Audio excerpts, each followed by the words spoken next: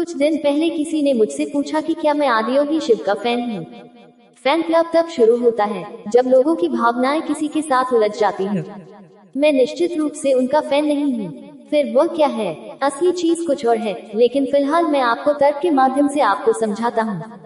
आखिरकार किसी भी पीढ़ी में किसी इंसान की कद्र उस योगदान के लिए की जाती है जो उसने उस पीढ़ी या आने वाली पीढ़ियों के लिए किया है।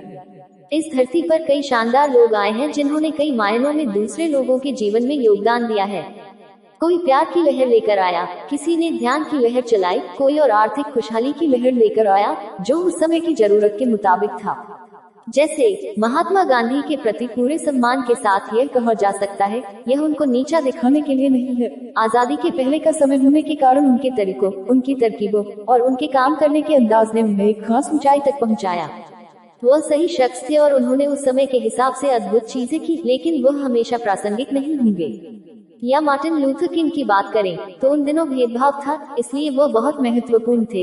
लेकिन अगर समाज में ऐसी कोई समस्या नहीं होती तो वह सिर्फ एक साधारण इंसान होते। अगर आप इतिहास में वापस जाएं तो बहुत से महापुरुष रहे हैं, लेकिन वे काफी हद तक समय की उथल पुथल, समय की जरूरत या उस समय एक तरह का भ्रष्टाचार फैला होने के कारण महत्वपूर्ण थे। अगर आप गौतम बुद्ध को देखें, समाज उस समय कर्मकांडों में इतना लिपटा हुआ था कि जब उन्होंने बिना किसी कर्मकांड के एक आध्यात्मिक प्रक्रिया शुरू की तो वह तत्काल लोकप्रिय हो गया।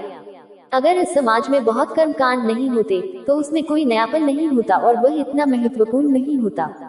कई मायनों में कृष्ण बहुत महत्वपूर्ण थे, लेकिन फिर भी अगर उस समाज में कोई संघर्ष नहीं होता, अगर पांडवों और कौरवों के बीच कोई लड़ाई नहीं होती, तो वह सिर्फ अपने आसपास की जगहों पर प्रभावशाली होते। उनका कद इतना बड़ा नहीं होता।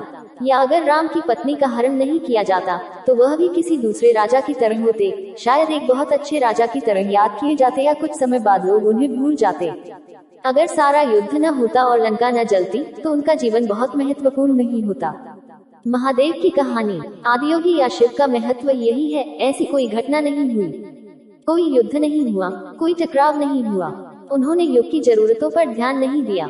उन्होंने मानव चेतनता को इस प्रकार से बढ़ाने के साधन और तरीके दिए कि वे हर युग में प्रासंगिक रहें। जब लोग भोजन, प्यार या शांति से वंचित हों और आप उनकी कमी को पूरा करते हैं तो आप उस समय सबसे महत्वपूर्ण बन सकते हैं। लेकिन जब ऐसा कोई अभाव न हो तो एक इंसान के लिए सबसे महत्वपूर्ण आखिरकार यह है कि खुद को और ऊपर कैसे उठाएं या खुद को विकसित कैसे करें।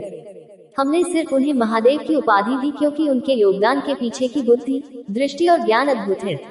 इससे कोई फर्क नहीं पड़ता कि आप कहाँ पैदा हुए, आप किस धर्म, जाति या वर्ग के हैं, आप पुरुष हैं या स्त्री। इन तरीकों का इस्तेमाल हमेशा किया जा सकता है, चाहे लोग उनको भूल जाएं, लेकिन उन्हें वही तरीके इस्तेमाल करने होंगे क्योंकि उन्होंने मानव तंत्र के भीतर कुछ भी अछूता नहीं छोड़ा।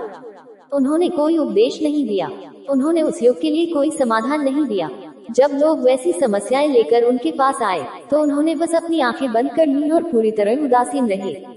मनुष्य की प्रकृति को समझने, हर तरह के मनुष्य के लिए एक रास्ता खोजने के अर्थ में यह वाकई एक शाश्वत या हमेशा बना रहने वाला योगदान है। यह उस युग का या उस युग के लिए योगदान नहीं है।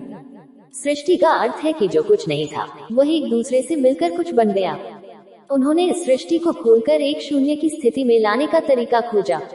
आदियोगी को शिव क्यों कहा गया? इसीलिए हमने उन्हें शिवा का नाम दिया। इसका अर्थ है वह जो नहीं है। जब वह जो नहीं है कुछ या जो कुछ है बन गया तो हमने उस आयाम को ब्रह्म कहा।